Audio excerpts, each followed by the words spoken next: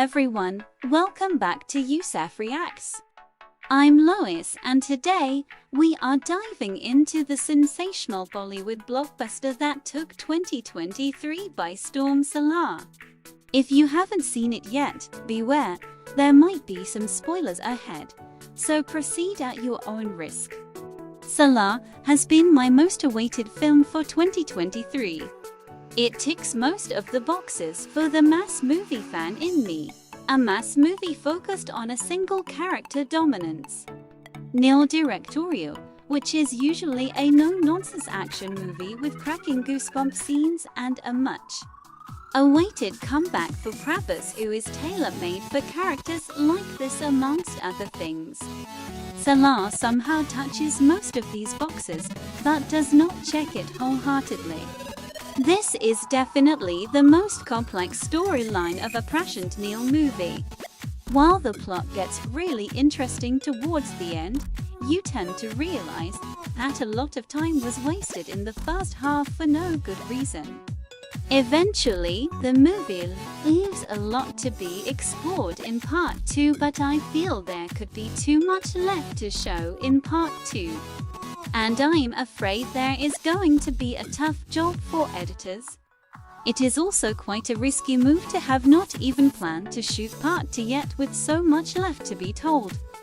Finally, Prabhas gets his groove back with the action sequences which perfectly suit his body language. There are some great creative choices on some of the action scenes which are definitely bound to get cheers in the cinema halls, although they aren't entirely logical. There are creative killings which justify the A rating, but they were definitely not necessary for the plot. Not that I'm complaining. But I would have definitely loved to see some more physical effort from the lead characters for some of the action scenes. At times it is just too cool and too easy. Prashanth Neel's strength has been screenplay over the storyline in his past movies, but in Salaar it is the other way around.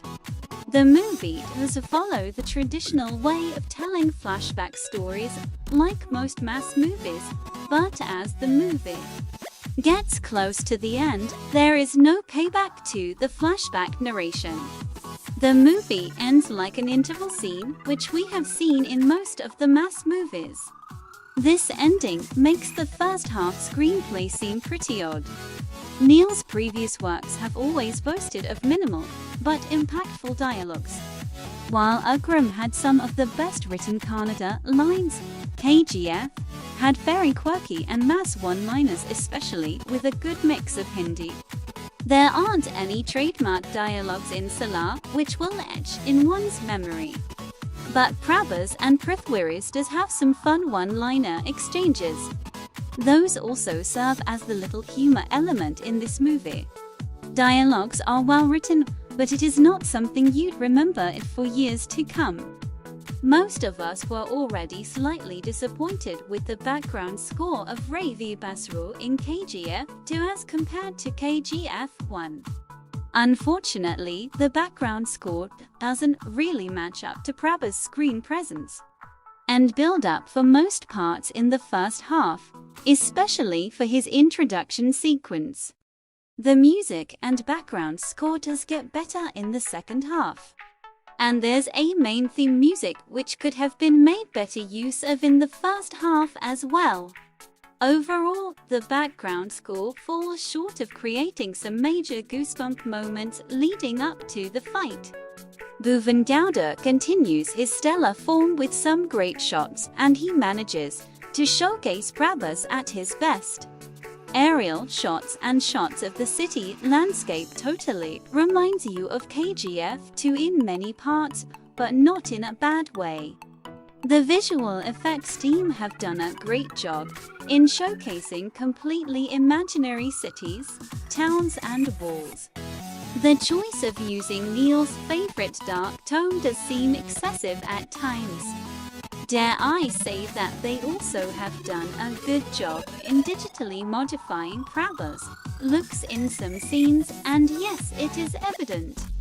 While the action sequences are edited well, the same cannot be said about the shifts that we experience in some of the dramatic sequences. While the set design of Kansas Kingdom does remind you of many Hollywood movies, the hair and make-up department has done an exceptional job in making each character stand out. Neel manages to explore Prabhas' strengths perfectly by writing a role which involves him being the quiet and dangerous hero.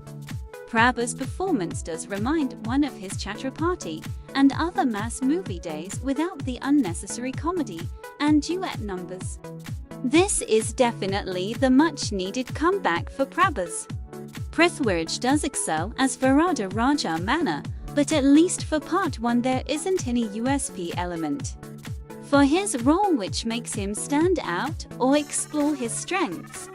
Apart from these two, there is a plethora of supporting characters of which most of them have done nothing but justice to their role.